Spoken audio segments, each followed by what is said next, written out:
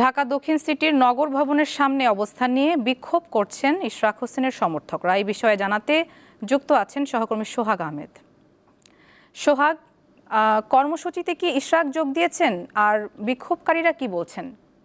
আর এটা ওইটা না, কাপড় ধোয়ার একটাই সলিউশন, চাকা অল ইন ওয়ান।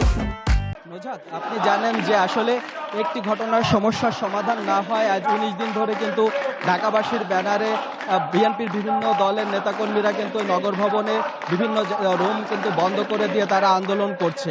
অর্থাৎ তারা সরকারের কাছে বলছে যে উচ্চ আদালতের রায় এবং নির্বাচন কমিশনের প্রজ্ঞাপন জারি হওয়ার পরও ইশরাককে কেন মেয়র হিসেবে ঘোষণা করছে না। তাহলে সরকারের একটি ছিল ষড়যন্ত্র এবং সরকারের এই তালবাহানাকে কেন্দ্র করে কিন্তু বিভিন্ন কর্মসূচি দিয়েছিল ঢাকাবাসী দক্ষিণ সিটি কর্পোরেশন। এতে কিন্তু ঢাকা দক্ষিণের কয়েক লক্ষ মানুষ কিন্তু ভোগান্তিতে পড়েছে। আপনি জানেন যে নগর ভবন কিন্তু এখন বন্ধ এবং এই যে অবস্থান কর্মসূচি সেটি কিন্তু গতকালকে সরকার ছুটি শেষ হওয়ার পরে যখনই সরকার অফিস চালু করা হয়েছে তখন গতকালকে কিন্তু নগর ভবনের যে বিএনপির নেতা ইশরাক হোসেন তিনি কিন্তু এখানে কিন্তু এসেছেন এবং এসে কিন্তু তিনি ঘোষণা দিয়েছেন যে আসলে যতক্ষণ পর্যন্ত এই সমস্যার সমাধান না হবে ততক্ষণ পর্যন্ত কিন্তু তাদের এই অবস্থান কর্মসূচি পালন করবে। এবং তারই ধারাবাহিকতায় কিন্তু আজকে সকাল থেকেই নগর ভবনের বিভিন্ন জায়গায় অবস্থান নিয়েছে নেতাকর্মীরা। আপনি দেখছেন যে আমার পিছনে কিন্তু বিভিন্ন স্লোগানে